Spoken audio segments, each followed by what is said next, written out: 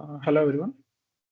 Um, Welcome to another lecture or another TS section of our course, Data Science for Engineers. So, am I audible? Can someone unmute and speak? Yes, sir. Okay, fine.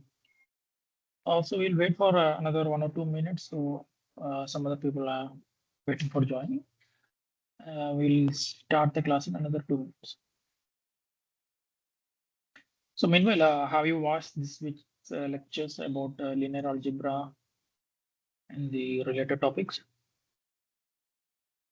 Or we'll just come to the class?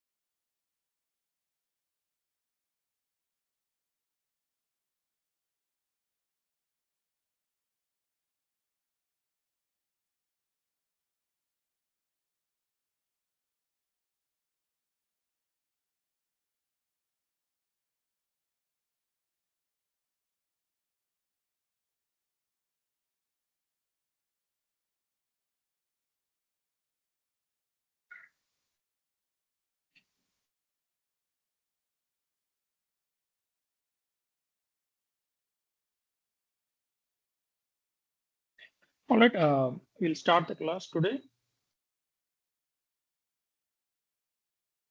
So this week's section will be mostly covering some mathematical aspects of data science, starting with linear algebra. So in linear algebra, mainly we are going to focus on these topics today.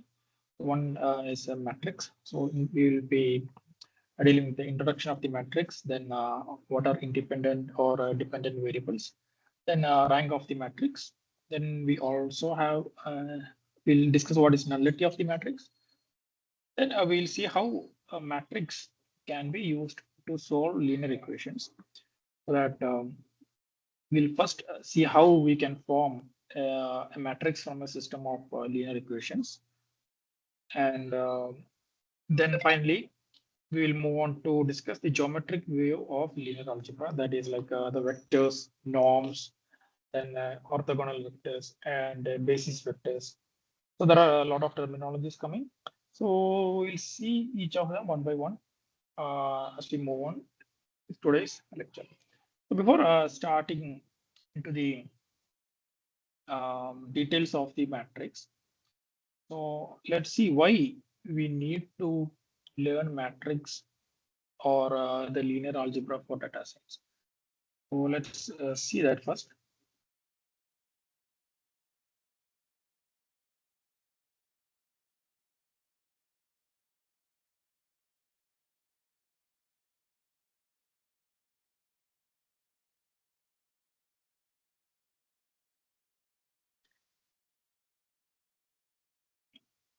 So this is the main picture of the linear algebra for data science. So we'll have the data representation. Then we'll see how to find the linear relationships among the datas. And linear algebra, we'll see how linear algebra forms a fundamental block in machine learning algorithms. So why matrices are needed when we are studying data science?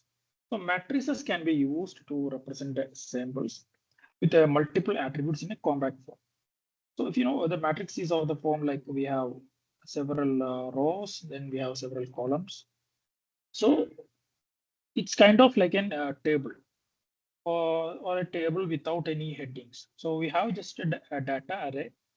So whenever we move to multiple dimensions, so if we stack two matrices back by back, so we can get a very compact form of data representation.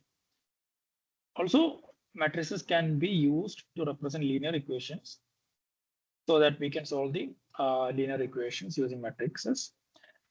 Then linear algebra, in a broad sense, provides tools to understand and manipulate matrices to derive useful knowledge from data. So whatever the data that is stored in these matrices, that will be manipulated, or some linear algebra techniques will be used to derive useful knowledge from those data. So usually matrices are used to store and represent data on machines. So it's kind of a very natural approach for organizing the data.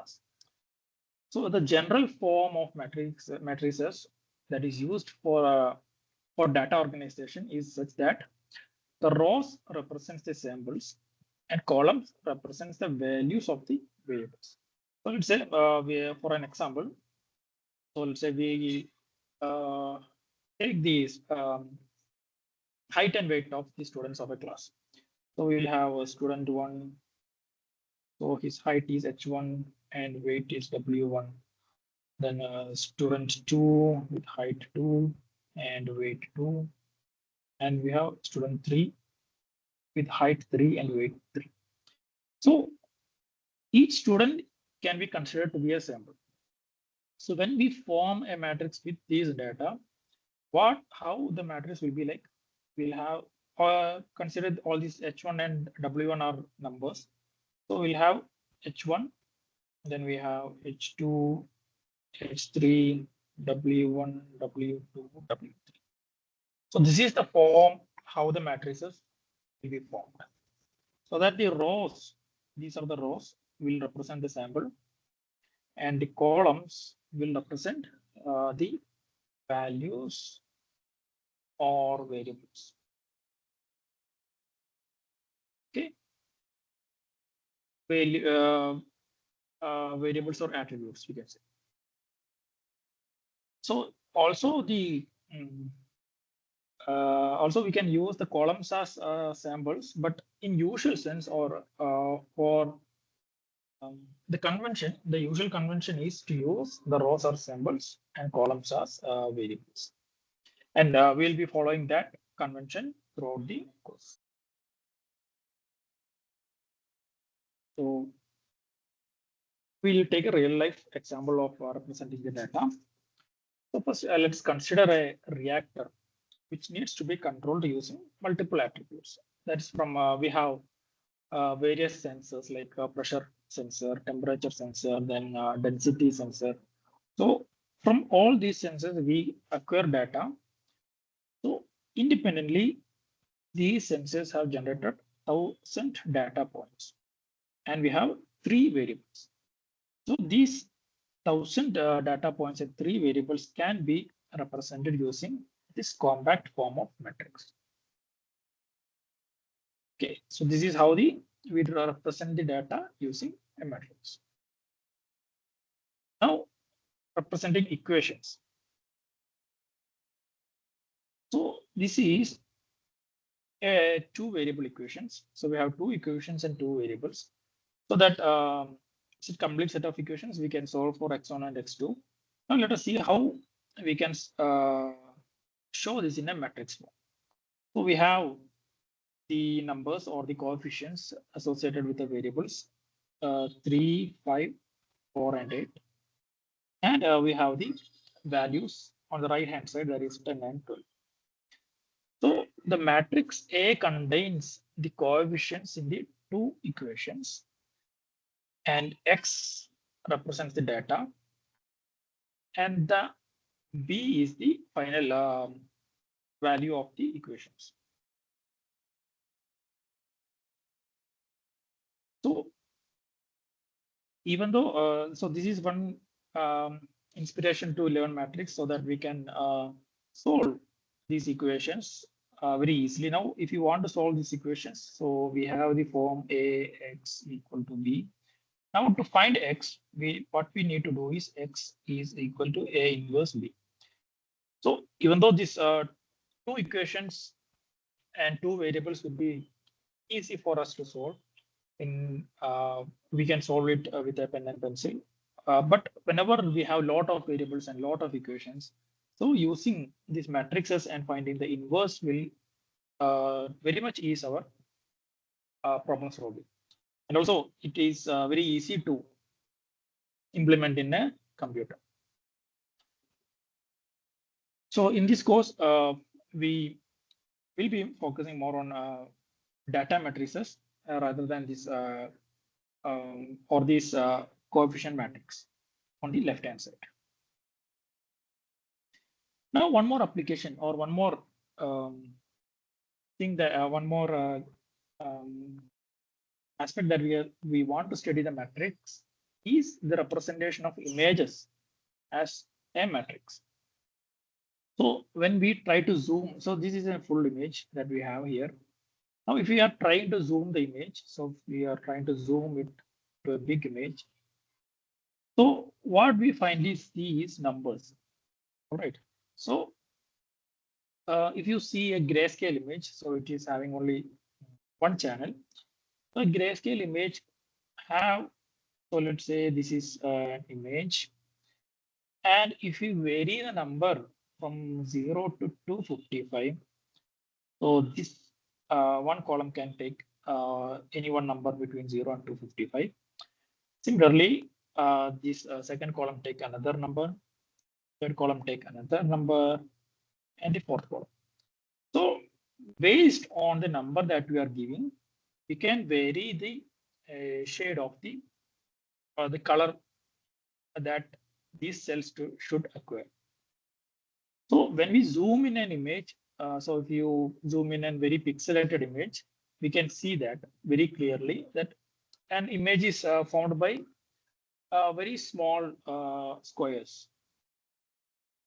And so what in mobiles and all, we see megapixels and all on the resolution. So if you see if the resolution is 1280 into 600, so we can say that it has 1280 columns or 1280 sections in the horizontal direction, and we have 600 here. So total we will have 1280 into 600 squares in this image. So if it is a grayscale image, each of these columns will have one number from 0 to 255. And if it is a color image, so then we will have three matrices. So let's say three matrices we will have. So the first matrix will be the color, depending on the channel that is defined. So it will be a red, then green and blue. And each of these cells will have a number from 0 to 255. So when we combine these three channels, we get our color image. So this one channel will be represented in form of a matrix in the computer. So we'll have numbers in rows and columns. Similarly, for the other channels, and the combination will form the final image.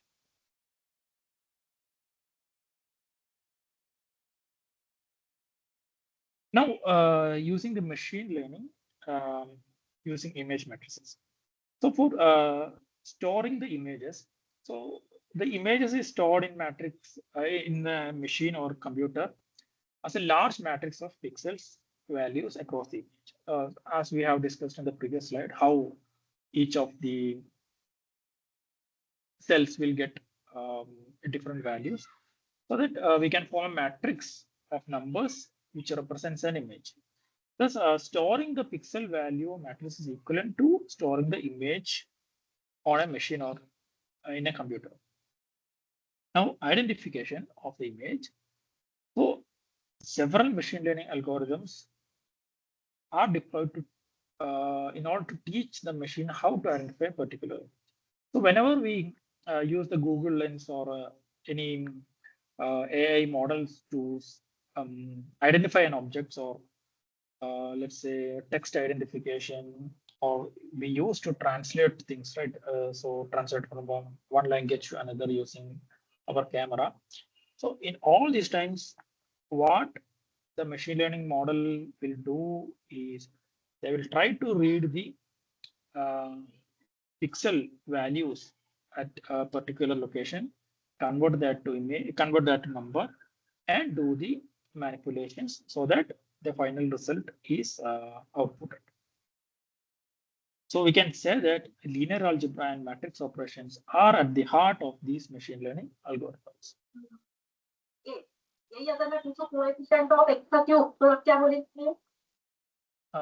Yes, somebody has any question? Coefficient अब जो कि इसमें सबसे बड़ी संख्या कौन सी involve है 4 और सारी ब्लैक पेन में इन्वर्टेशन क्या है कि पावर कैसी रहनी चाहिए वो ब्लैक पेन का होल नंबर तो 4 के बाद में छोटा कौन सा है बंदो तो निकले तो कहां है बाहर. Okay. So again, coming to the data matrix summary. So a data matrix has main two aspects, that is rows and columns. So rows represents the samples and columns represents the attributes or the variables. Okay, so if you have any doubt till now, please go ahead and ask.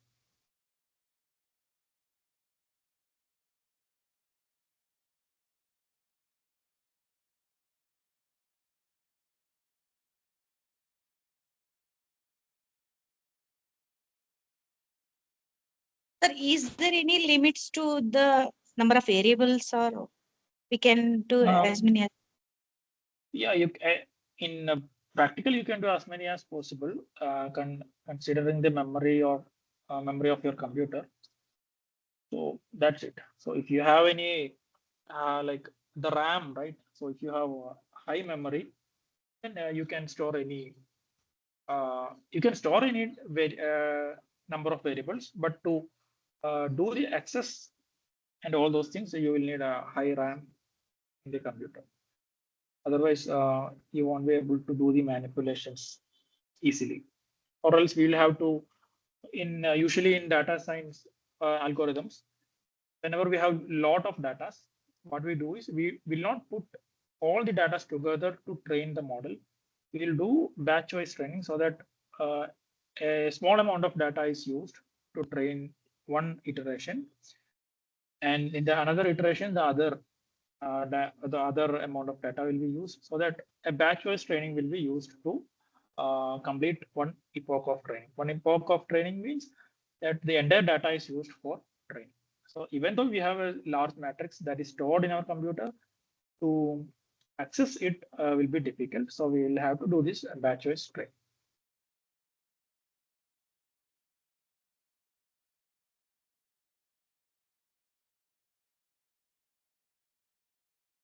Okay, so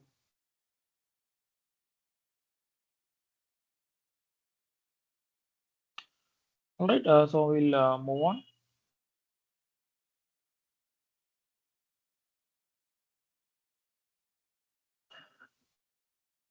So now we'll see why it is important for identification of independent attributes. So once we have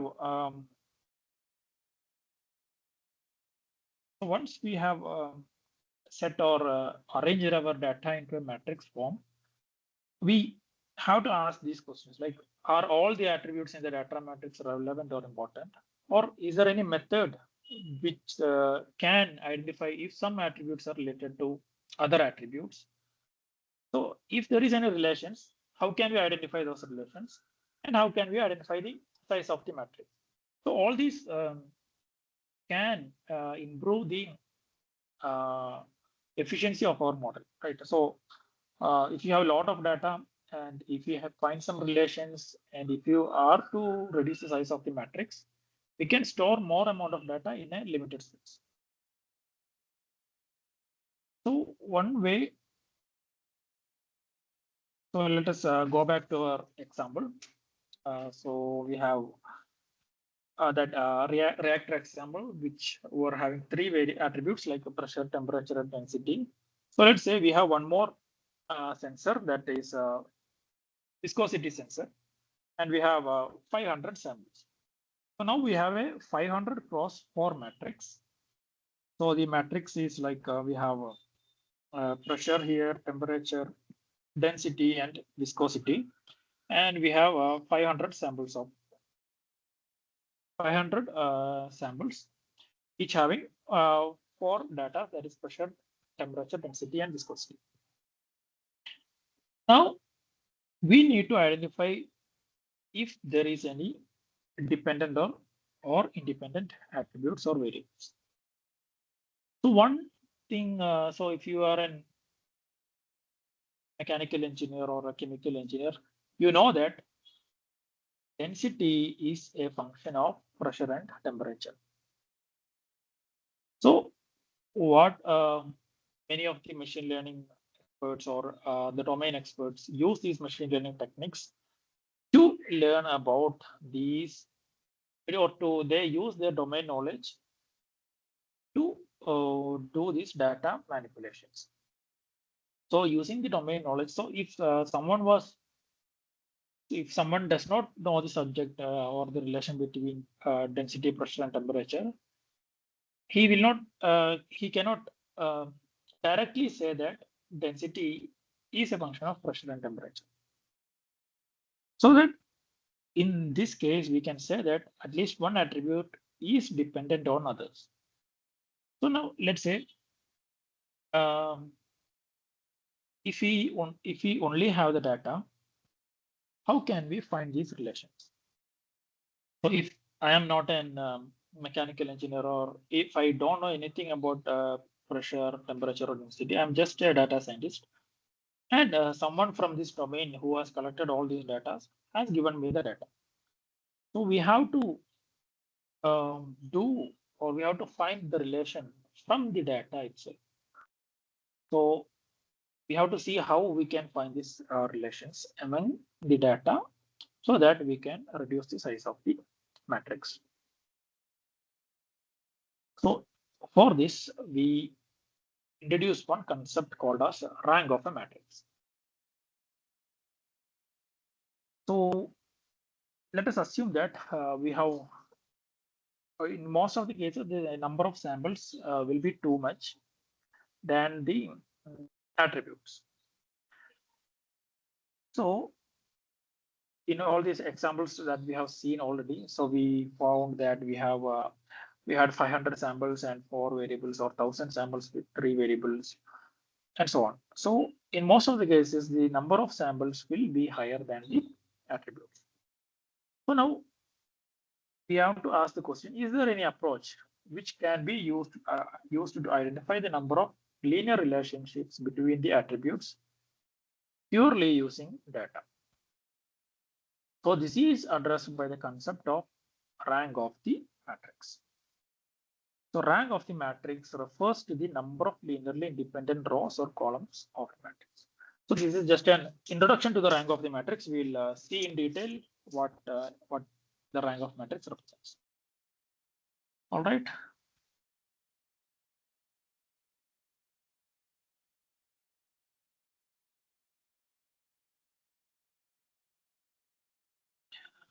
So coming back to our main presentation. So we have seen how we can organize the data, then samples, rows are for samples, columns for variables. So I will skip a few slides. And this is another example of independent and dependent variable. So independent variables are variables which store unique informations, and dependent variables are variables formed by a combination of already existing variables. So in this example, BMI is a dependent variable because BMI is dependent on height and weight. So if you see, if we can calculate the BMI using this formula. So if you know the height and weight of a person, we can calculate the BMI. So BMI becomes the dependent variable in this case.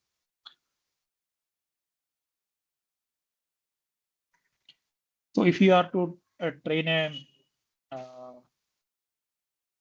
ML model with this data, so if this is the data that we are having, we'll set our target variable as BMI, and we can give our values and attributes as height, weight, and age, so that the machine learning model will learn the relation between height, weight, and BMI, even though if you don't know the exact equation for the BMI.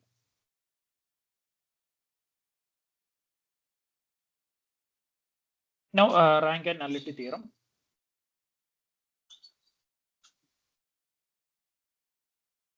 So we have already said that. So if we have like independent variables, so if there are more samples than variable, how to find the dependent than independent variables? So rank represents the number of independent variables of a sample, and nullity represents the linear relationships. So, and there is a relationship between the nullity and rank. So if we add the nullity and rank, it will give you the total number of variables. So let's say, let's consider this example. So this is a matrix A. So we have three variables here. So we have, since you have three columns, we have three variables and we have three samples. So which is a 3 cross 3 matrix. Now we have to find the rank of this matrix. So in order to find the rank, one thing we can do is we can reduce this matrix into a row echelon form. So yeah. So row echelon form of matrix is nothing but the leading entries of the matrix will be non-zero. So let's say this is a row echelon form, and the number of rows with non-zero leading entries will represent the rank. So now let us try to manipulate this matrix into this form. So first we have the matrix. 1 minute.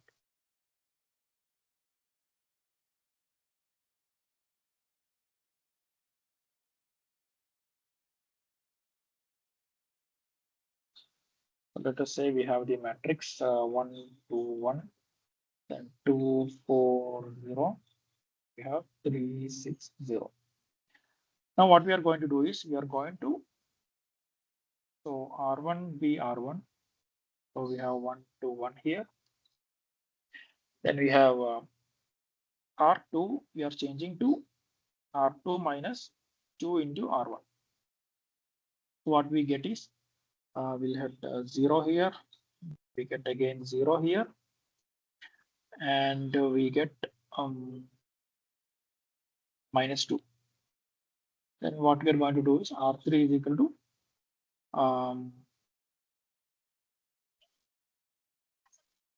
R3 minus 3 R1.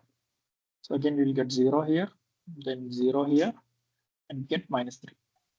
Now we are going to do 1, 2, 1.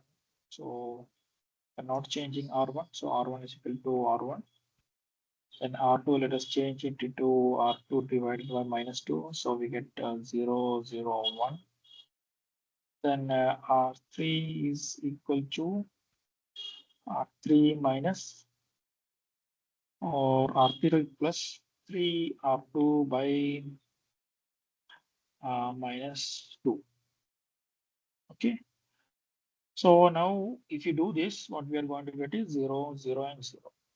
So if you look at the final state of this matrix, we have two rows with non-zero entries. So the rank of this matrix is, so rank of matrix A is equal to 2. So the number of variables this matrix had was 3. And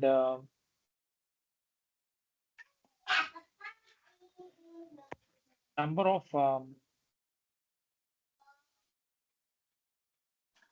so the rank of matrix is 2. Then from rank nullity theorem, we can see that the nullity of the matrix A is what? even we can find this relation just by Right. looking at this matrix. So we have column 2 is nothing but 2 into column 1. So that shows that there is an relation between the variables in this నీకు లేదా set of, problem solution reminder రావట్లేదా పాత నేను కూడా నీ దగ్గర కూర్చుంటే ఇంట్లో పనులు ఎట్లా సాగింది చెప్పు. వచ్చిందా అంటే డేటా వస్తూనే అంటే ఉంటాయి. నువ్వు చేసుకున్నావు డేటా సైన్స్ ఇంజనీర్స్ రిజిస్టర్ చేసుకున్నావు. ఓకే నువ్వు ఎగ్జామ్ రాయావు కదా నేను రాయాలి కదా.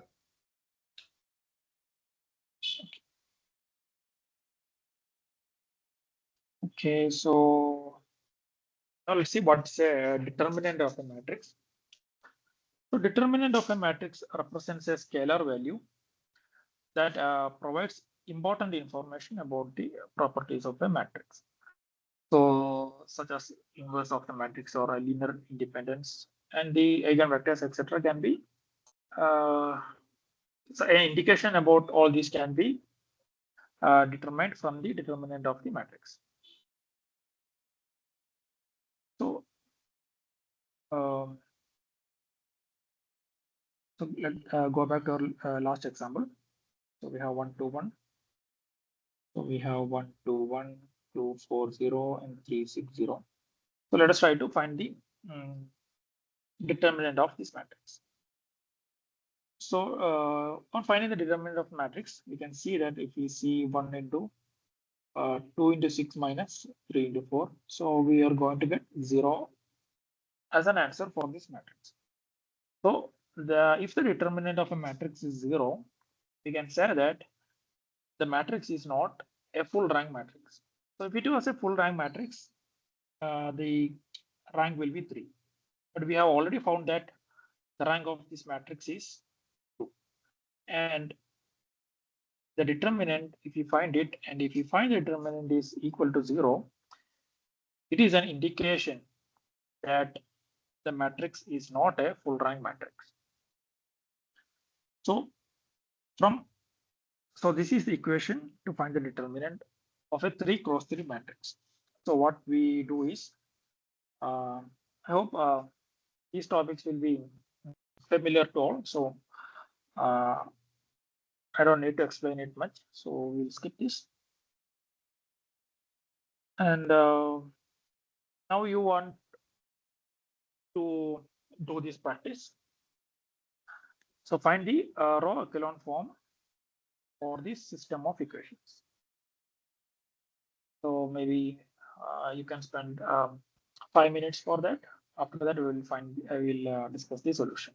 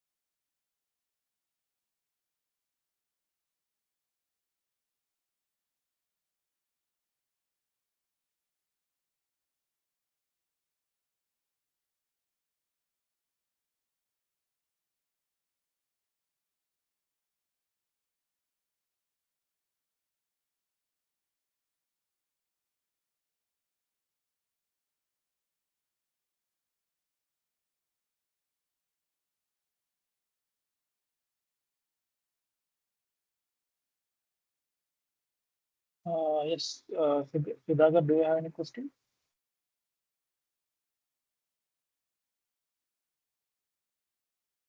No.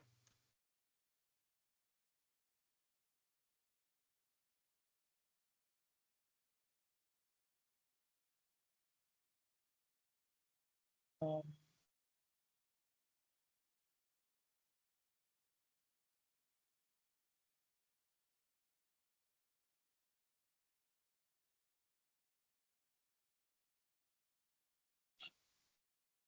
All right, let's see how the row echelon form will be for this matrix.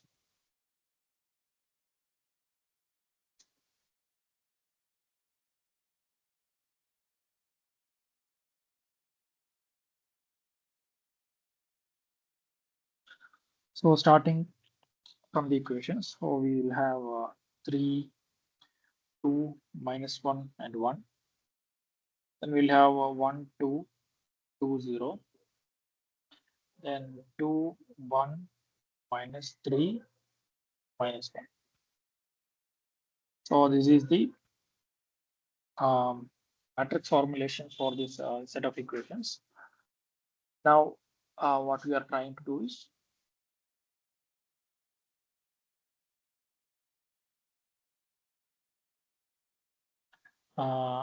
let us exchange our first rows. So it's not a mandatory step, but since we have the number 1 as the leading element for the second row, we'll move that to the first. So we are exchanging R1 and R2. So we get 1, 2, 2, 1, 1, 2, 2, 0, sorry. Then we have 3, 2, -1, 1, and followed by 2, 1, -3, -1. So this is the, now let us do one by one. First we will do R2 minus R1. Then yes, Sudhakar, please. Your You board have any is not question? visible to me, sir. Which board? You're writing something? Yeah, I'm writing. I'm sharing the screen. Okay, but I could not able to see the screen also. Nothing is visible. Only whiteboard is. Is it the same for everyone? No, sir, it's No, sir, visible. I can able to. No, sir, it's visible. No, sir, I can see it. Okay, then Sudhakar, can you please log out and log in again? So maybe it is visible for you then. It's okay, sir. I'll check it from my end. Okay. Thank you. Yeah, fine.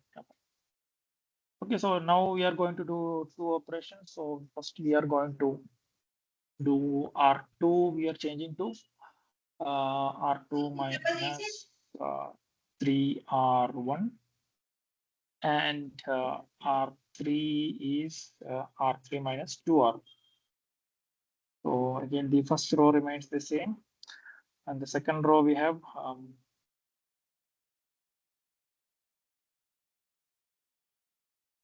this will be 0. Then we have 2 minus 6, that will be -4. Then -1 minus 6 minus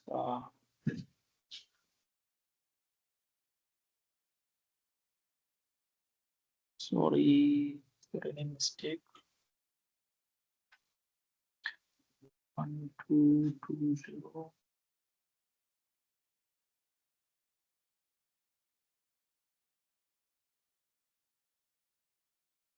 Yeah. So now -1 minus 2 will be -1 -6 will be -7. Then we'll have 1 here. Okay. Then again we'll have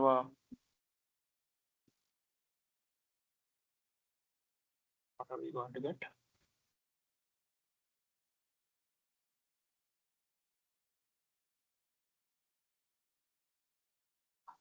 So this will be 0 again.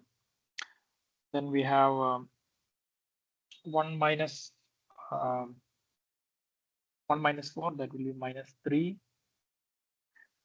Then we have a minus 3, minus 4, again minus 7. And we have minus 1 here. Let's so now let us try to do the next.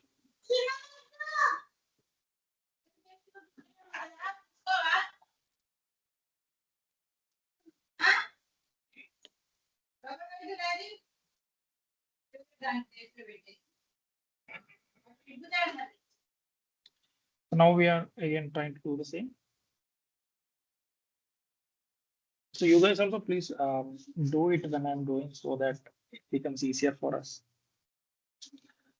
So again, now I'm trying to do is R2 by minus 4.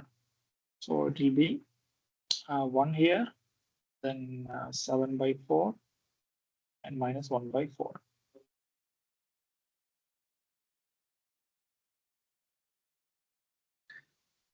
And let's do R3 by minus 3.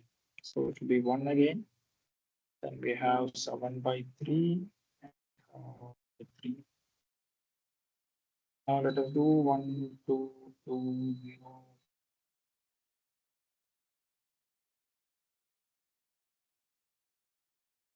Let us R3 becomes R3 minus R2. So it will be 0 here. We have 7 by 3 minus 7 by 4. We have 1 by 3 plus 1 by 4. So this is the final form that we can get. We can simplify this further by, let's do that. So we have 1, 2, 2, 0, 0, 1, 7 by 4 minus 1 by 4. Now we have 0, 0. This will be 7 by 12. Then let's say it becomes 1. This will be 1 by 12 into 12. So we will have 1 by 7.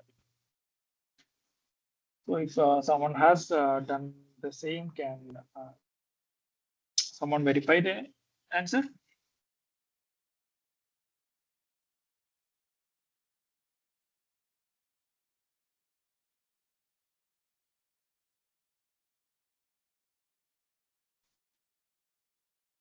Sir, row 3, third element, 7 by 3 minus 7 by 4 minus 7 by 4 will be 7 by 3 only, na, sir?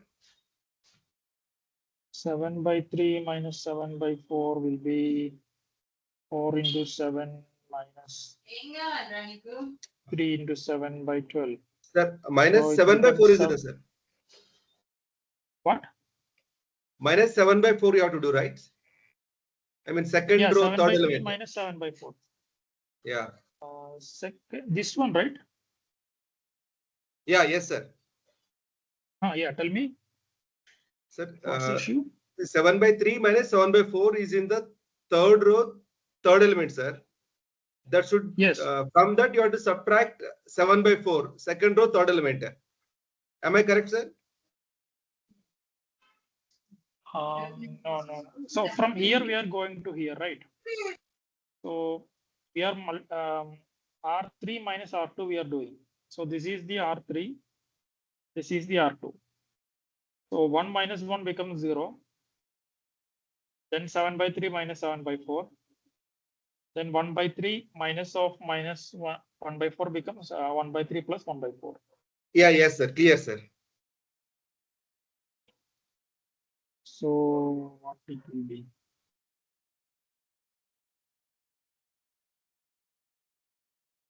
This should be 1, I guess. So After that, we you are going doing to do- R3 minus R2, correct, sir? Yeah, R3 minus R2 we are doing. So that this is the result for R3 minus R2. Then after that, Okay, what I sir, go did ahead. is, so what we got, so this is 7 by 12, right? 7 by 3 minus 7 by 4. It will be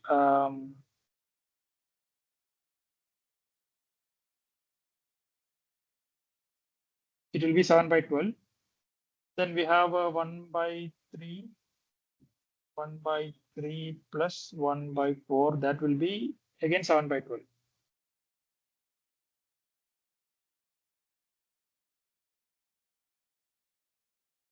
Sir, Somebody someone has else shared the has. screen.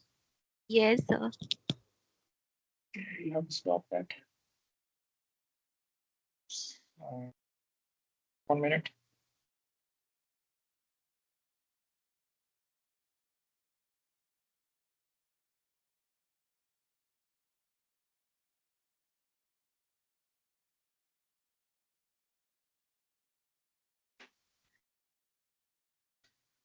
Okay, so finally what we are going to get here is 7 by 12, 7 by 12.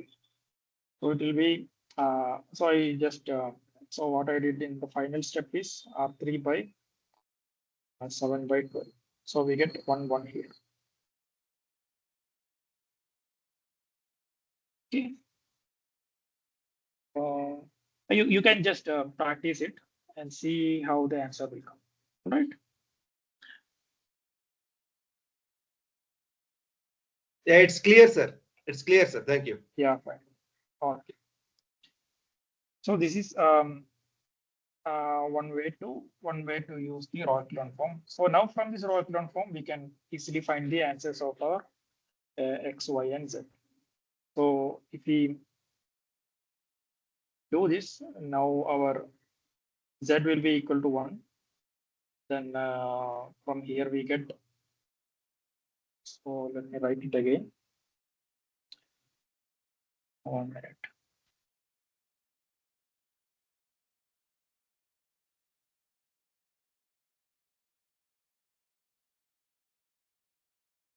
So we had our final form 1, 2, 2, 0, 0, 1. What was that? 0, 1, 7 by 4 minus 1 by 4. 7 by 4 minus 1 by 4. Then 0, 0, 1, 1. Now from this, what we can do is, so we can use our equations again. So if we take the last row, we have 0x plus 0y plus z equal to 1. So from this, we can get z is equal to 1. Now taking this equation, we get 0x plus y plus 7 by 4 z is equal to minus 1 by 4. And we, oh, sorry, we already know what our z is. So we can substitute our z here and we can find our y. So y will be minus 1 by 4 minus 7 by 4. So that will be minus 2. Then we have our first equation, that is x plus 2y plus 2z is equal to 0. So if we substitute our z and y in this equation, what we can do is x plus 2 into minus 2 plus 2 into 1 is 0. So that x will be equal to 2, right? So this is how we can utilize our matrix form to solve the set of linear equations. So maybe we can just verify our answer also. So what was our equations? We have 3x plus 2y minus 1 equal to 1. So if we substitute our values, so it will be 6 minus 4 minus 1. It's correct. So we got 1. So other equation was 1x plus 2y plus 2z equal to 0. So yeah, this equation we already have here. So we need not prove it again. The last equation was 2x plus y minus 3z equal to minus 1. So we have 4 minus 2 minus 3. So it will be 4 minus 5 equal to minus 1. So all our equations satisfy the values that we have found. Okay, so now on explanation is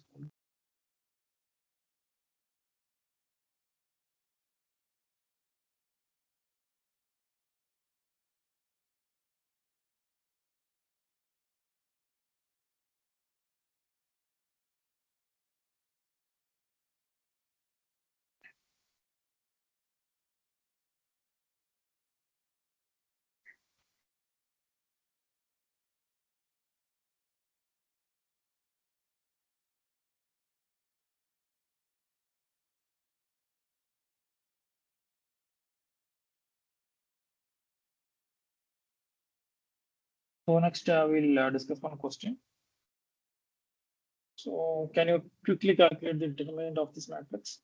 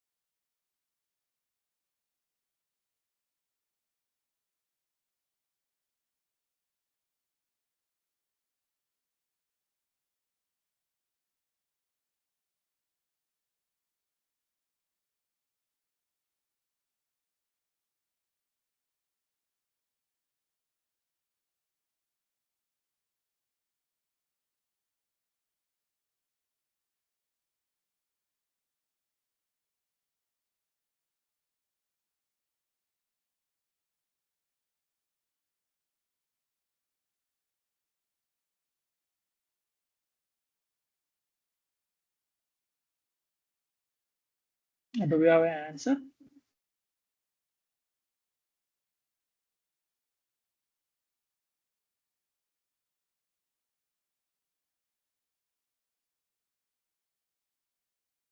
Sir, is it -20? Yeah, -20 is the correct answer. So if somebody has not got, please practice it. So here is the explanation for that, of the how we can do the calculation. And now another question, two set of questions. Please try to answer this also.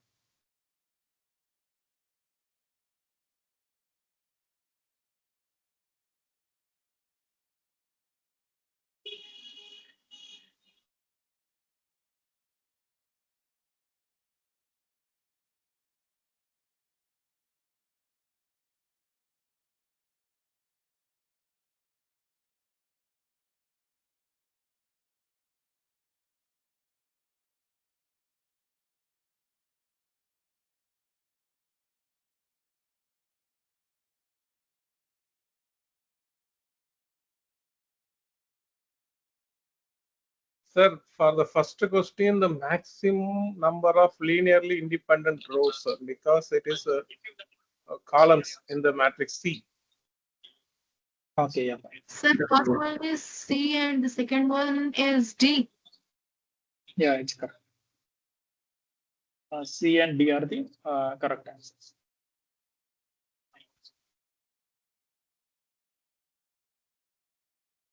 Okay. So this is the explanation for the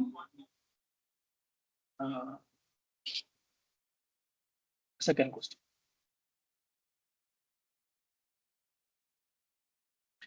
And yeah, one more question. So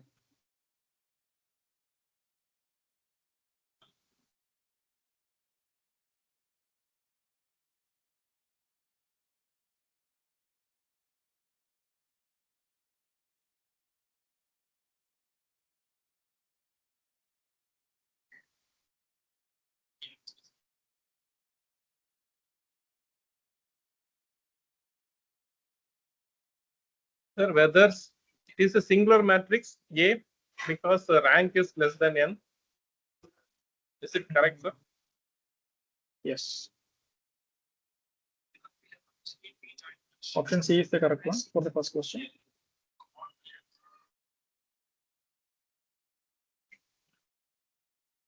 And for the second question,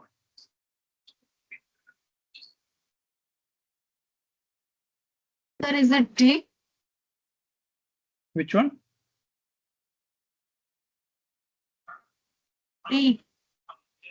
D. No, sir. Last one, D. D. Can you think again?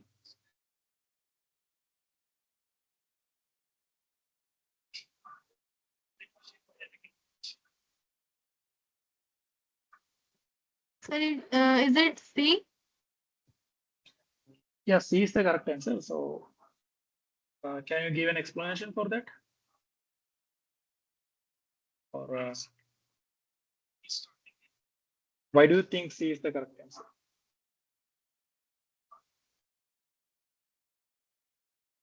Sir, for Correct answer is C. any matrix of size m cross n means the rank of the matrix is at most the minimum of m and n. Okay, yeah, fine. In Yeah, this that's the case, correct explanation. Yeah, that is the correct explanation for that. And singular matrix as per definition, it is a matrix with zero determinant. And do you want to try this one? A few more questions here. So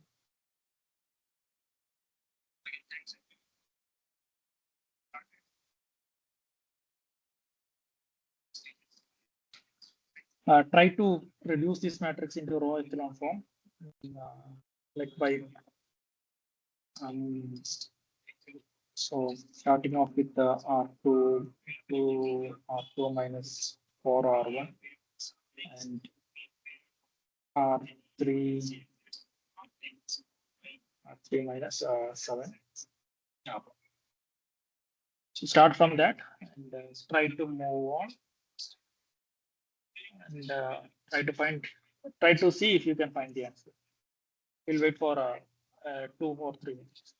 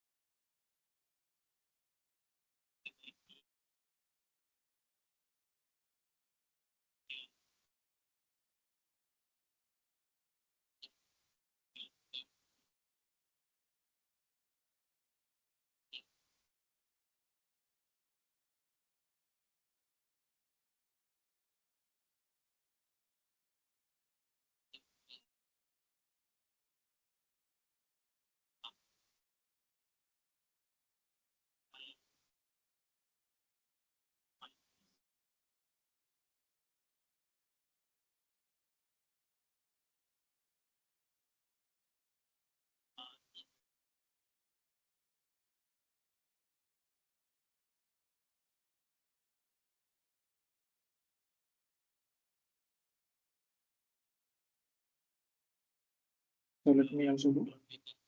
So we have 1, 2, 3, 0, minus 3, minus 6. Then we have 0, minus 6, minus 12. If somebody has answer, please share it.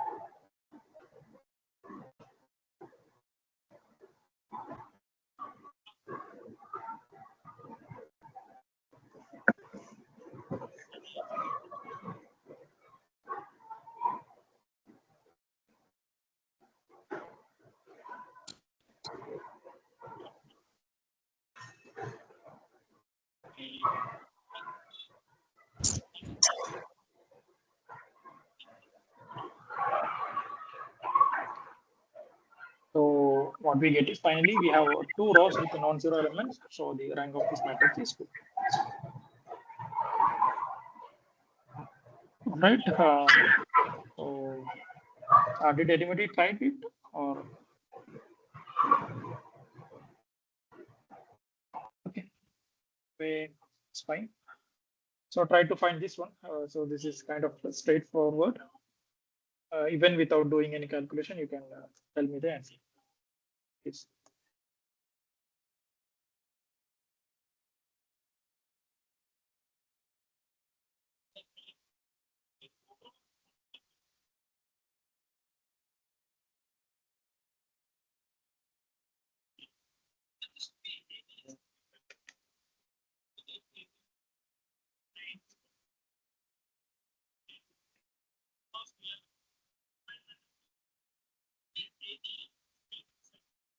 Sir, rank is 1 because 1 to 3 second row can be multiplied. Once again, 369 can be multiplied. So 1, 2, 3, Yeah, 6, same, yeah. 3, 6, 9. As per your last step, maybe 0. It will come to 0 1. Yeah, correct. So we have the. So we can see that the explanation. So we can, in the final form, we'll have two rows with 0 elements. So we can say that the rank of this matrix is equal to 1.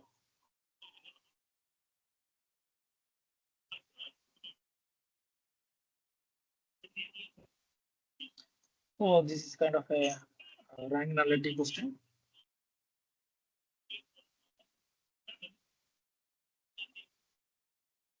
So what will be the option? Which option will be correct?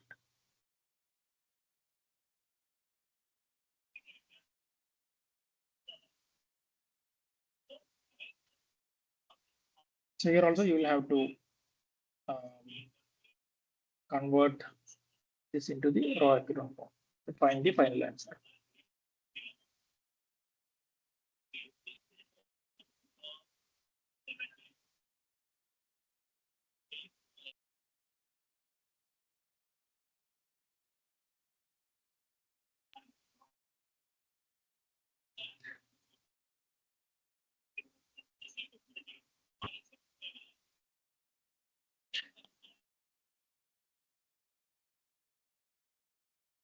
At least this part of the question you can answer just by looking at these vectors. Let's not think about this part. Try to answer the left part. Are they dependent or independent? By looking at these vectors, you should be able to answer that question.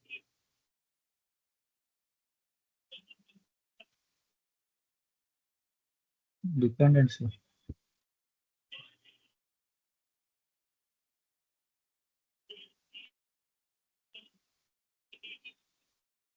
Do we have an answer? Sir, A and C are dependent, but B is not dependent because C is multiplication of A. Okay. So 2 is in 2 things are the not come to 0. So rank should be 2. Yeah, rank should be 2. Then so naturally the nullity will be 1. By rank nullity theorem, we'll have that. Now what we need to know is, are they dependent or independent?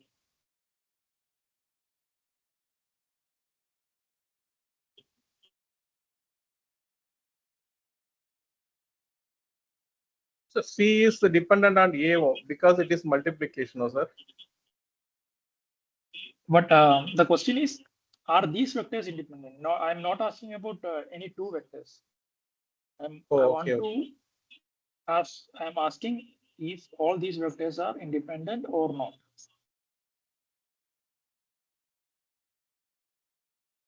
So we should have an form like, so let's say A, B, C are some coefficients. Then we have, so let's say A, B, this capital letter ABCs are vectors, and let's not take ABC.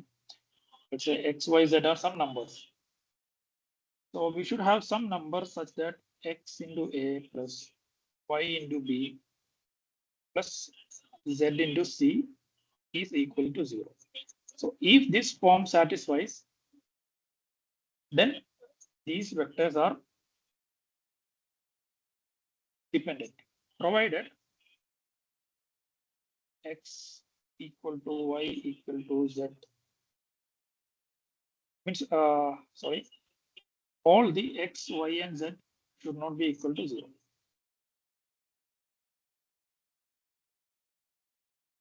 X, y, and z all should not be 0. Any one can be 0. And this equation has to be satisfied. So if this is satisfied, then these vectors are dependent. Now can you answer the question?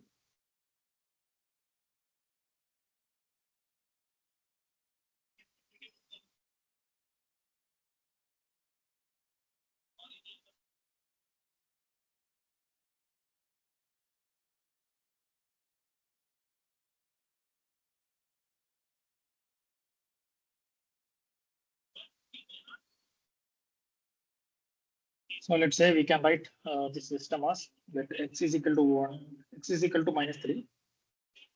So minus 3a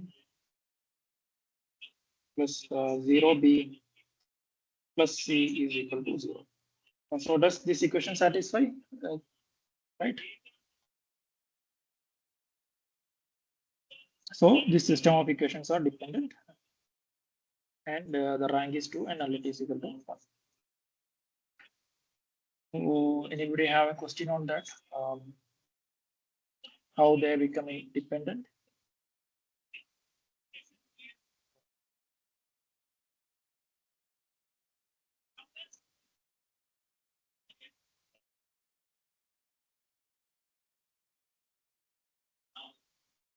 Understood, sir. Yeah, okay, fine.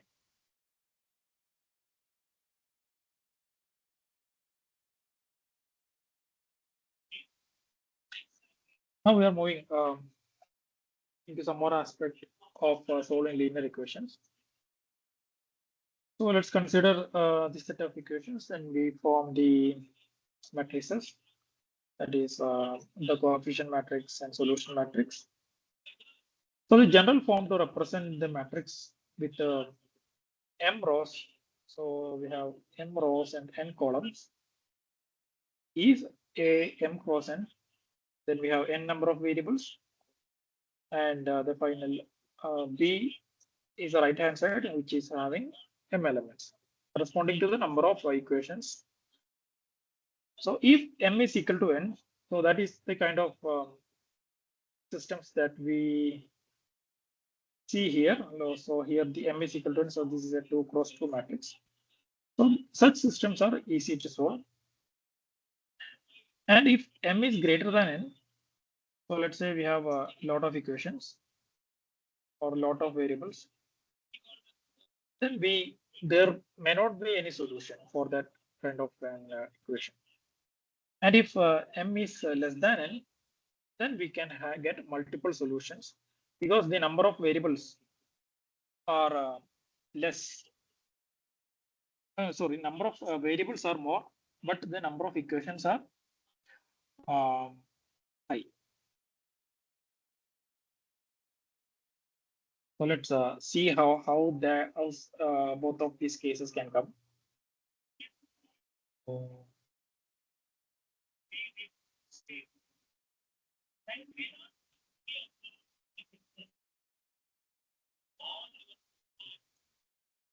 So let's say we have two variables. So we have three equations, and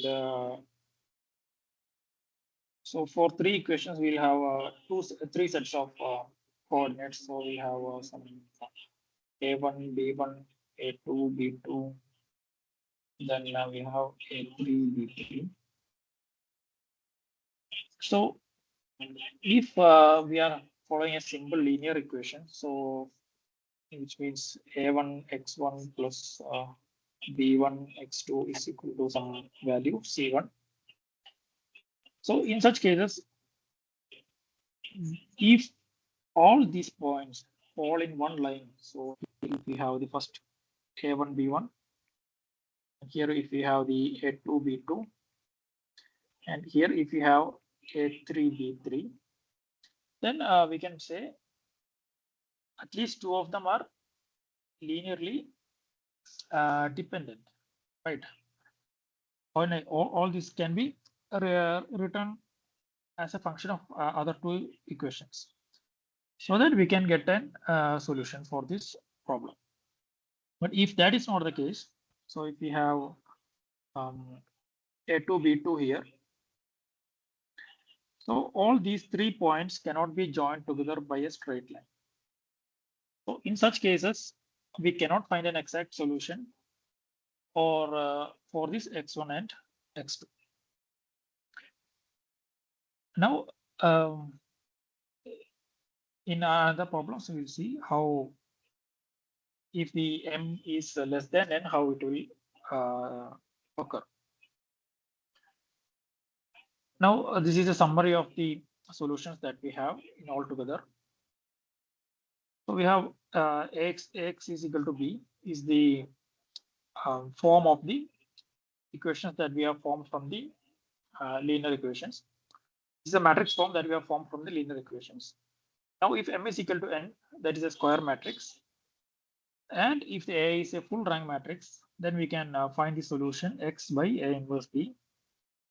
And here, the rank of A, and so rank of A will be equal to the rank of augmented matrix. That augmented matrix is nothing but A by B. A we will write along with the B. So we'll see one example.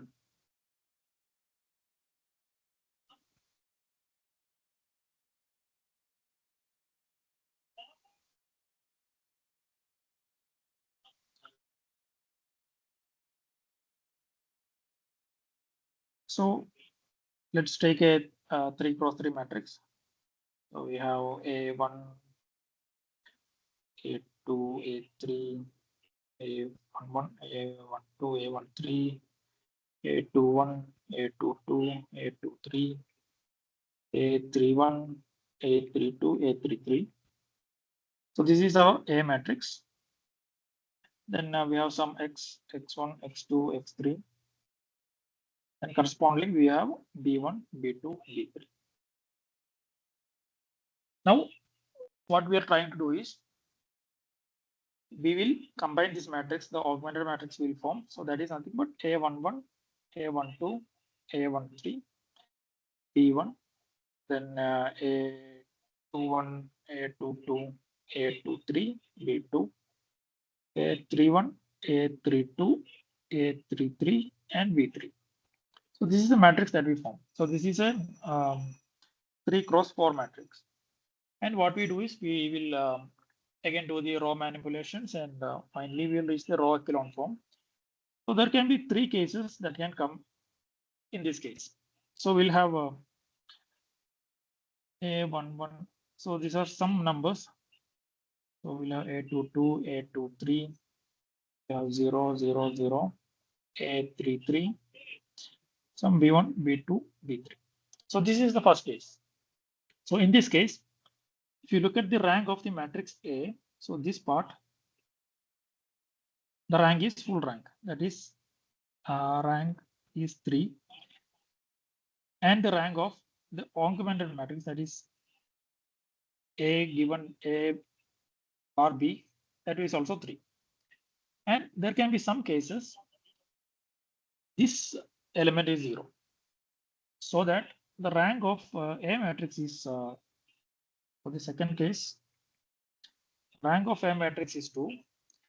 But the rank of augmented matrix is 3. Because B3 is not equal to 0. Now in another case, it can be, this is also 0. So we have the third case in which the rank of A is equal to 2, as well as rank of A given B is also equal to 2. So now we have three cases corresponding to the full rank matrix. So in first case, so we'll see the three cases. So this was the first case where the rank and the rank of the matrix A as well as the rank of the augmented matrix is equal to the full rank. So in such cases, we get a unique solution. That is x1, x1, x2, x3 will have a unique value. And so this is a third case that we have discussed. So the rank of A we can consider as 2, and the rank of augmented matrix is also equal to 2, but it is less than the total number of variables. That is n. In such cases, we'll have infinite number of solutions. And the third case is inconsistent. That is, or the second case that we have discussed here, where the rank of the matrix is 2, rank of A is 2, but the rank of augmented matrix is 3. So in such cases, we will not have a solution, because if you see this, so if you look at the solution, or if you look at the equation, sorry, so we have some element here, a12, a13, a22, a23, 0, 0, 0, 0. Then we have b1, b2, b3. So this was the second case, right? So in such cases, what happens is, if you write the last equation, so we get a 0x plus 0y plus 0z is equal to some b3. So from this equation itself, we can say that we cannot have some value which is not equal to 0 equal to 0. So that such set of equations will be inconsistent, or it will not have any solution. So that is the three cases where we can get the solutions for the equations using matrix. Now, in cases where the number of equations are greater than the number of variables, we use this form to find a solution. That is A transpose into A. So what it does is, since M is greater than N, so M is greater than N. Okay. So if M is greater than N, what we can do is, we have matrix A, M cross N. Now, if you take the transpose of that, we get A transpose will be N cross N. And if we multiply with A, we get an square matrix of size A N cross N. So this is M cross N. So N cross M matrix multiplied by N cross N will give N cross N matrix. So now N cross N matrix, we can find the inverse. So such inverses are called pseudo inverse. So here we know this term will be called as the pseudo inverse of the problem. So how we reached at this equation, we'll see. So first we had Ax is equal to B. Now multiply both sides by A transpose. So we have A transpose Ax is equal to A transpose B. Now we take the inverse of this solution, which means A transpose A inverse into A transpose A x is equal to A transpose A inverse into A transpose B. So any matrix A inverse A is equal to identity matrix, so that the final solution will be x is equal to A transpose A inverse A transpose B. So that is how we reached at this equation, final equation. A similar approach can be done to get the solution when we have M is less than N.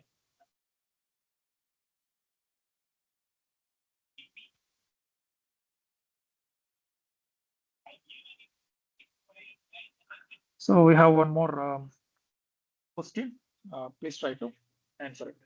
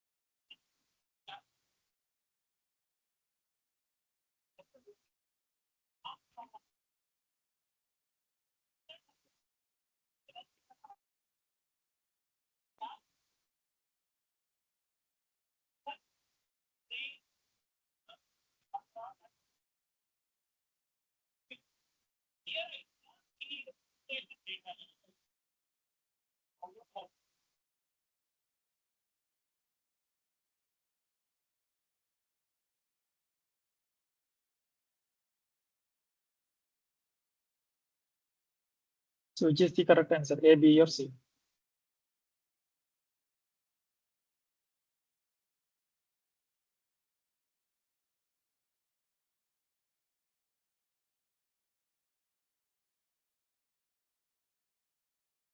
So what will be the final form? We have 3, 2, 10, then we have 0, 0, and 0.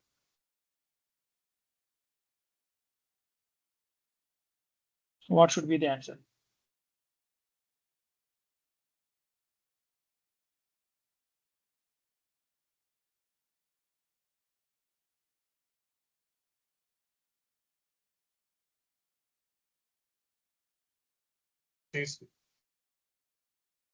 Which one?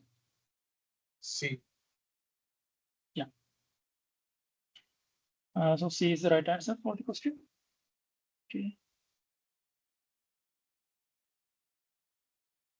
So how about this one?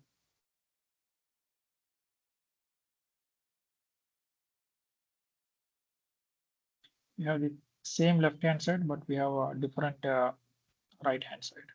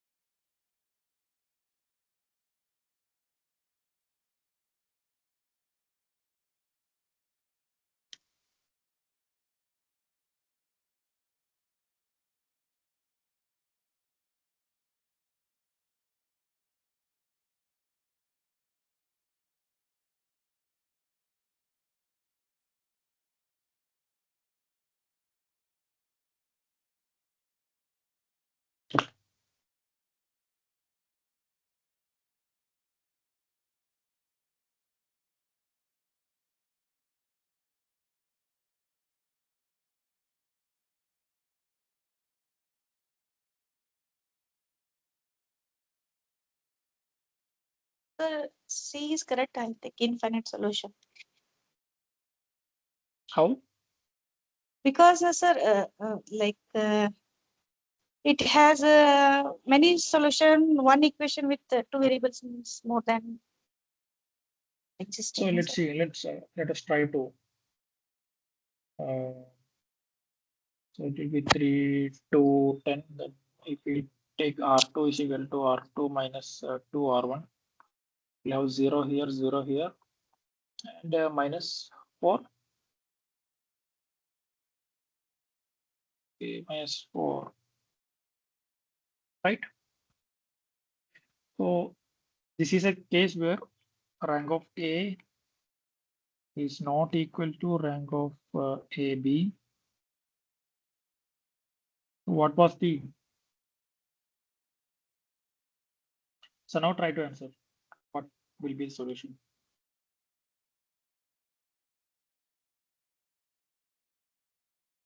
Again, let's go back to the, yeah.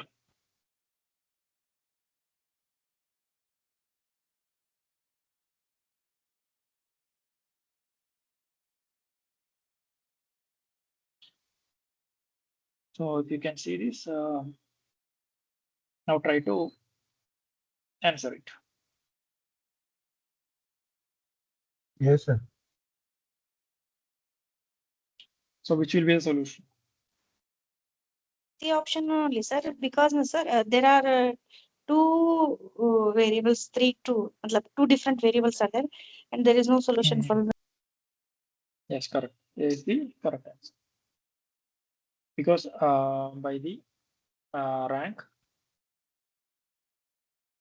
from this, by if we can come to the row echelon form of this matrix, we can see that rank of A is not equal to the rank of augmented matrix. And one last final question. Yeah.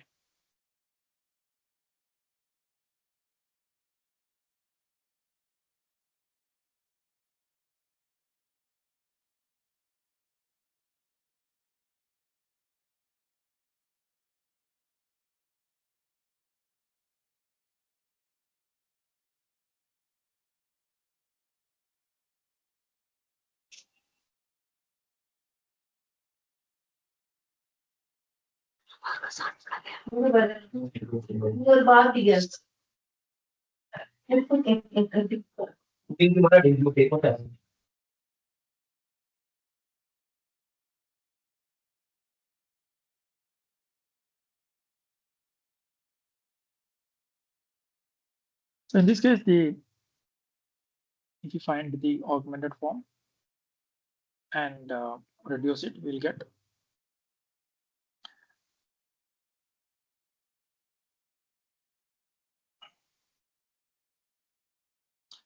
-0, -2, -4. So we'll have an unique solution for this case. Okay, so this is a question. So if this equation is to have infinite number of solutions, what should be the value of k? So we have to first reduce this equation to row echelon form and see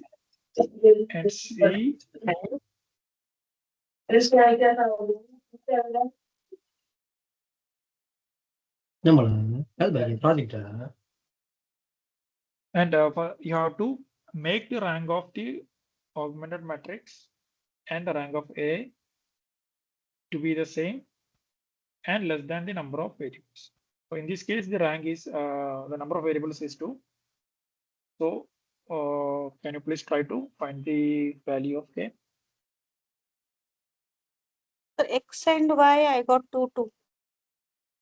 How did you find x and y 2, 2? Because k itself is not given. Then how can you find x and y?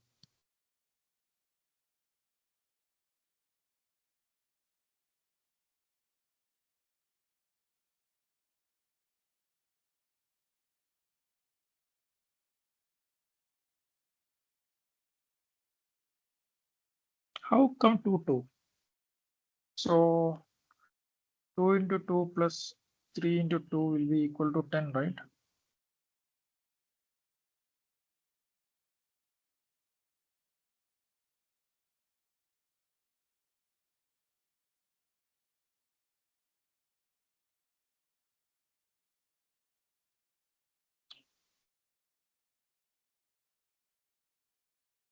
We have 2, 3, 8, 4, 6k. So if you reduce it, so R2 is R2 minus 2 R1.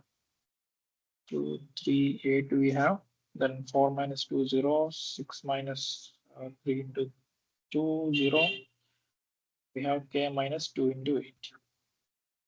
So to have infinite solution, we know that rank of A be equal to rank of augmented matrix. So here the rank of A is equal to 1 and we have zeros here. So this element should also be equal to 0. So if you do that, K minus 16 is equal to 0. So which gives K is equal to 16.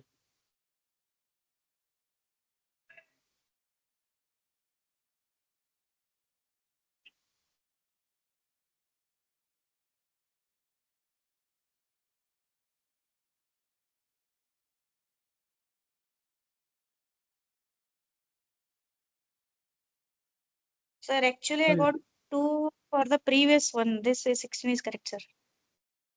Okay, for here you are saying 2 and 2. Yeah, here it is correct. 2 and 2 is correct. For second, for the previous, Yeah, this is correct. 2 and 2 is the correct answer. This one 2 and 2 is the correct answer. X is equal to 2, Y is equal to 2. Okay, so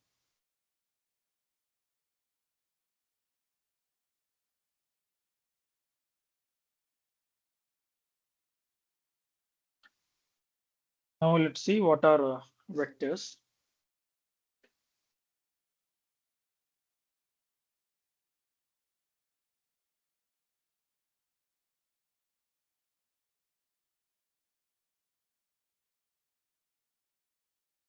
So vectors can be interpreted as a point in 2D. Whenever we say we represent a point in 2D, we just represent it by two coordinates. One is, so in a 2D one, we will have an X coordinate and Y coordinate. So what vector represents is a line pointing 0, 0 to the point XY. So that is the vector. Now unit vector are those whose magnitude is unity. So vector is always associated with a magnitude and a direction. So in this case, if it is an XY, the magnitude will be root of x square plus y square. And the direction, we can denote it by angle. So if you take tan theta, this will be y by x. So if it was x and y, okay. So it was x and it is y coordinate. We have x units in this direction and y units in this direction. Then we can denote the direction by tan theta equal to y by x, or theta is equal to tan inverse y by x. So always a vector is associated with a direction and a magnitude. And unit vectors are those vectors whose magnitude is always unity. So any vector we can convert it into unit vector by just dividing by the magnitude of the vector. So here if the vector is A and its magnitude is represented by these straight lines or the modulus sign. Then orthogonal vectors are those vectors whose dot product are 0. So if you have two vectors, so let's say we have 1, 0, 1 and minus 2, 0. It's not this. Yeah, minus 2, 0, 2. And if you multiply these two matrices, so if you take the dot product, so what is the dot product? We'll just multiply 1 into minus 2 plus 0 into 0, 0 plus 2. So it gives 0. So such matrices, such vectors are called as orthogonal vectors. A simple example of orthogonal vectors are 0, 1 and 1, 0. So all these coordinate vectors. So here if you represent this one by 0, 1, 0 and this one by 0, 1. it gives what we can say orthogonality. So orthogonality in 2D sense, we can say the angle between them, angle between the vectors should be equal to 90 degree.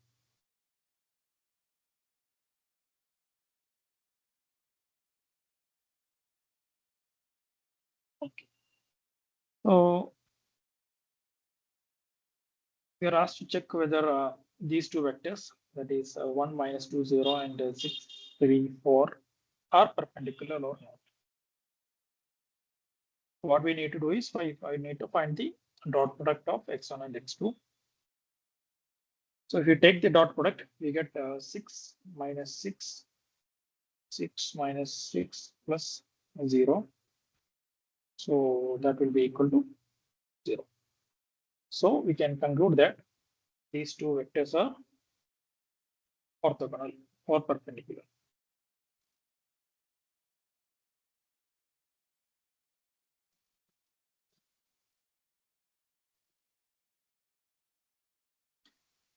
Now we'll see what are basis vectors. So basis vectors are a set of vectors that are independent and they span the entire space. So the best example of a basis vector in a 2D plane is 1, 0 and 0, 1. So these two are independent and any other vector in 2D space can be represented by using these two vectors.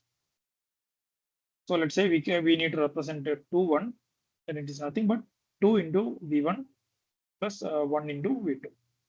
Similarly, 4, 4 can be represented by 4 into V1 plus 4 into V2.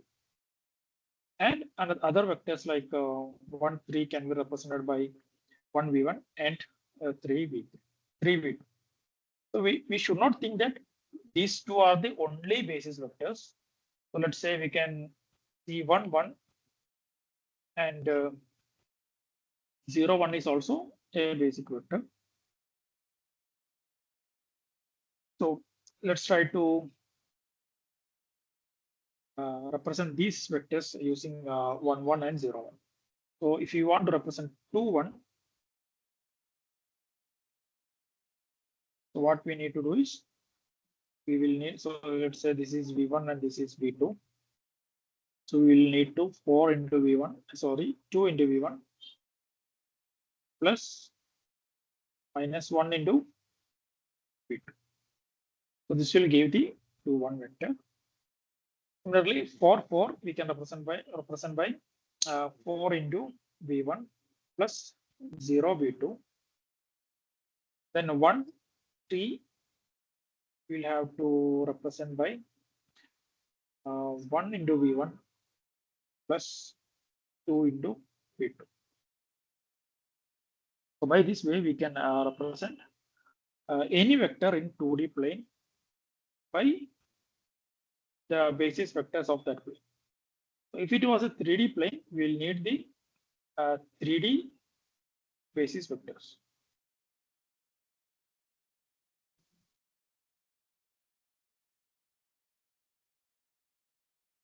So we have 2 vectors in 3D space. So which is true about the span of vectors A and B? So that is the question.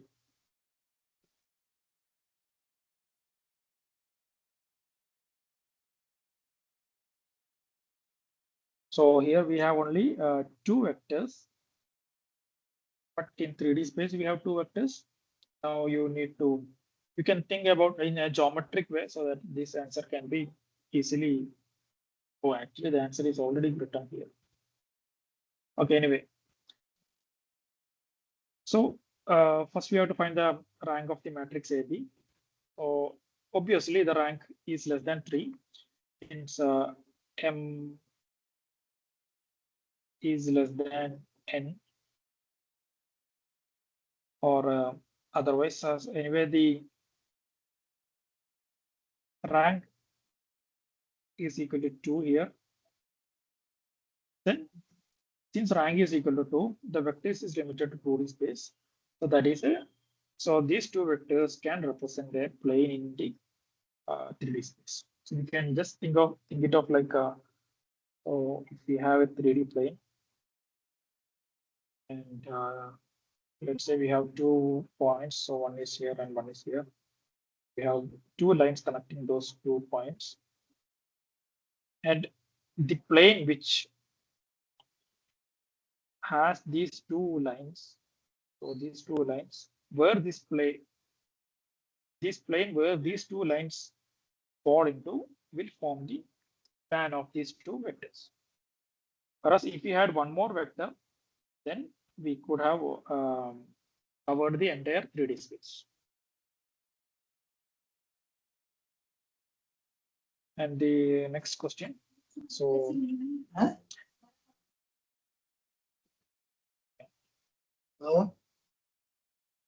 to consider a 2D vector space.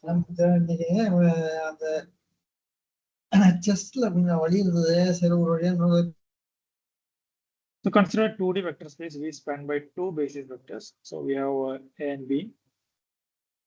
So which of the following is true? So again, this is from the rank. If you form matrix, if you find the rank, we'll find the rank is 2. So the vectors are linearly independent. So they can span the entire 2D space.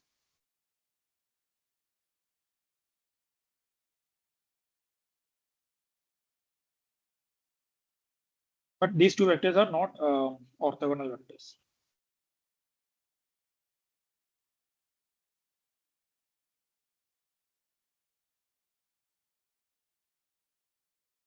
So this should be the correct answer. Now we will discuss about the eigenvectors and eigenvalues. So previously we have seen that the Ax equal to B, the matrix transforms X into another vector B. So there can be a case. So by doing Ax equal to B, the direction of the X. So here the direction of the B matrix has B vector has changed from the X vector. Whereas there are some vectors when the matrix do an operation on those vectors, the direction will not change after this matrix transformation.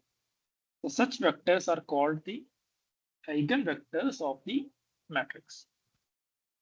The eigenvalues are those values by which the vector might have expanded or shrunk from the actual vector.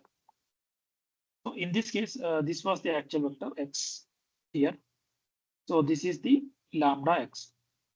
So there is an increase in the value or increase in the magnitude of the vector, but the direction remains the same.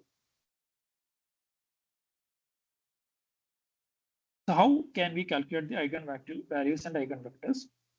So we have this equation. Now if we take the lambda X into the other side, so we get Ax minus lambda X is equal to 0, or if you multiply it by an identity matrix, we get the form. Now if you take the determinant by after taking the X outside, so A minus lambda I determinant should be equal to 0. So this is how we can find the eigen values. So once we find the eigenvalues from this equation, A minus lambda I equal to 0, then we can find the eigenvectors. So we'll solve one question and we'll see. So let's solve this. So we are asked to find the eigenvalues and eigenvectors of the matrix 0, 1, minus 2, minus 3.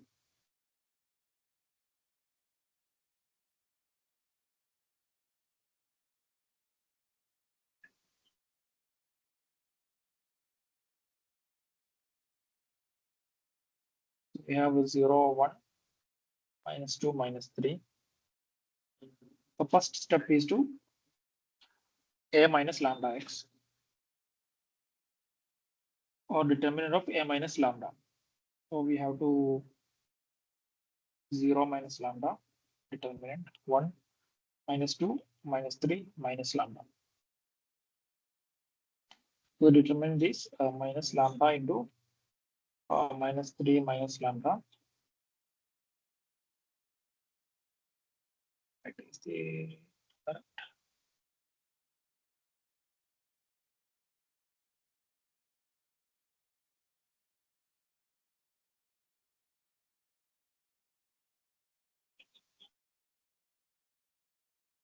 Okay, and we have minus 2. Minus of minus 2 plus 2. So we get lambda square plus 3 lambda plus 2 is equal to 0. So if you write it lambda plus 1 into lambda plus 2 is equal to 0. So we know lambda is equal to minus 1 or minus 2. So the eigenvalues of this problem, that is lambda 1 is equal to 1 minus 1 and lambda 2 is equal to minus 2. Now to find the eigenvectors, we substitute the lambda values into this equation. So we have the matrix 1. So let's say for lambda 1 is equal to minus 1, we get 1, 1, minus 2, minus 3, minus 1 will be minus of minus 1 will be minus 2. All right. Now we have to solve the equation x1 and x2. So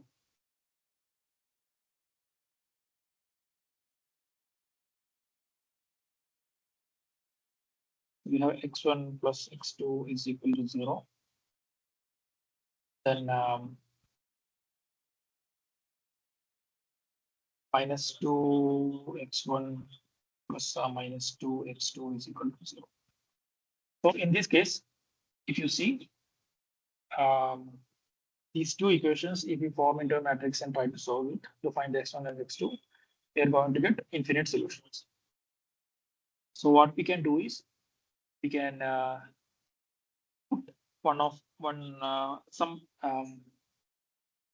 dummy value for one x. So let's say x1 is equal to k, then x2 is equal to minus k.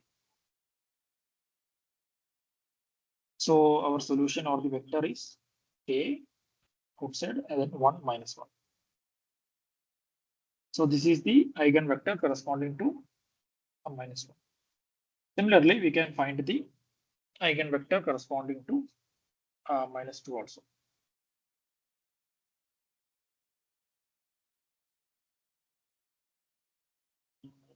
Yeah. So let's quickly find the eigenvalues of this matrix. Again, we form the same pattern, 3 minus lambda minus 1. Then we have 1, 5 minus lambda. So if you expand, find the determinant, it's 3 minus lambda, 5 minus lambda, and plus 1. So it will be lambda square plus 15 minus 15, 8 lambda plus 1. So we get finally we get lambda square minus 8 lambda minus plus 16. So that can be written as lambda minus 4 whole square. So here both the eigenvalues lambda 1 and lambda 2 is equal to 4. Both the eigenvalues are same in this case. And this is a problem to find the eigenvector. So we have already found the eigenvalues, that is 4 and 4. Now to find the we have to find the eigenvectors.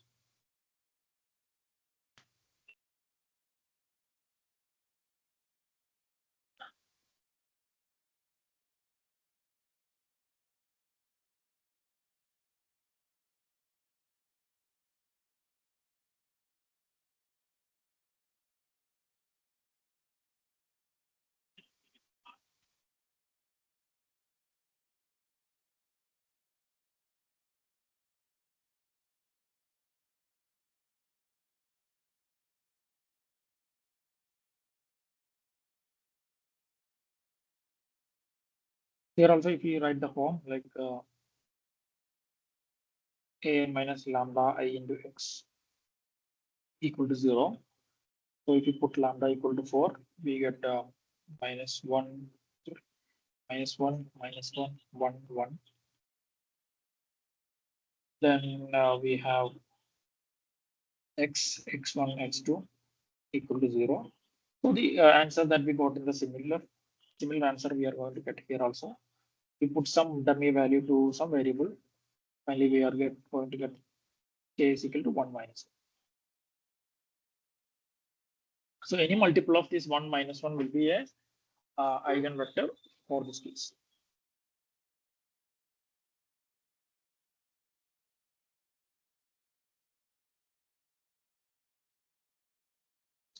So let's check that problem. Check that also. So we have 3, 1, minus 1, 5. Let's try to multiply this with 10 minus 10. So what it will be? We have 30 plus 10, that is 40. Then we'll have 10 minus 10 minus 50. So that also that will be minus 40. Finally, we can write it as 4 into 10 minus 10.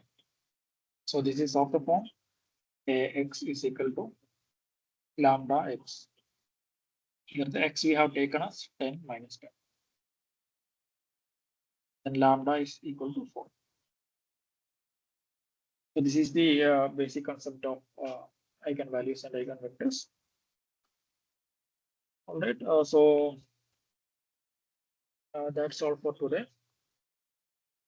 And now I have some problems in R also that I will upload in the Google Drive. You can just go through those problems, and if you have any doubt, please post or mail me, or you can post in the Q&A or any other forms that NPTEL has shared. All right. So thank you. If you don't have any questions, I will stop this meeting.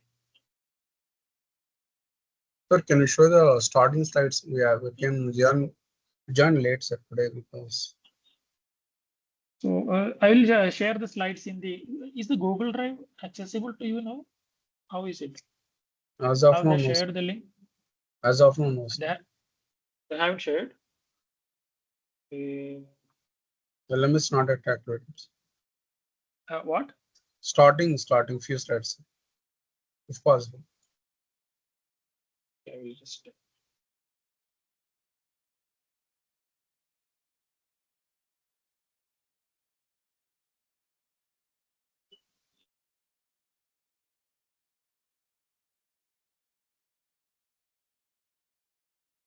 Just scroll slowly. Will take some time. Okay.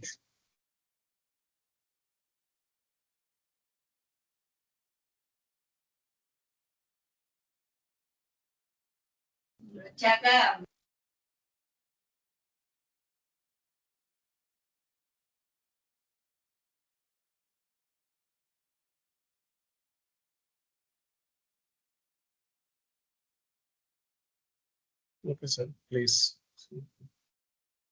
Okay, sir. Actually, there is some mistake in this solution, so don't copy Okay. this instead We'll of. do it. Okay, sir. We'll do it soon. From here, you have attended? No, sir. Next. Actually, we join at 7, sir. Okay. 7 p.m. No, because we are office, we can get. Okay. At 7 o'clock, you have another section also in parallel. You can join that also, so that you can. I start You won't join miss rank of the matrix. rank of the matrix. From there, I These are join. some- Search. Okay. So this all comes under the rank, right? These are all basics. Okay. No issue. Just I want to know from where actually what I've been missing as of now. Okay. Fine. You know you are sharing now, sir. From here actually I joined. Okay. You are sharing. All right, then. Okay. Thank you. So At least we'll catch next week. Yeah, please. Please post in the group, sir, if possible. Slides. Yeah, slides. Actually, I'm sharing it in Google Drive. You can ask the NPTEL team how it will be shared with you. Okay, sir. Nice. Thank you so much. Okay. Okay. Thank you. Thank you. Thank Good you. night. Good night. Thank you, sir. Thank you.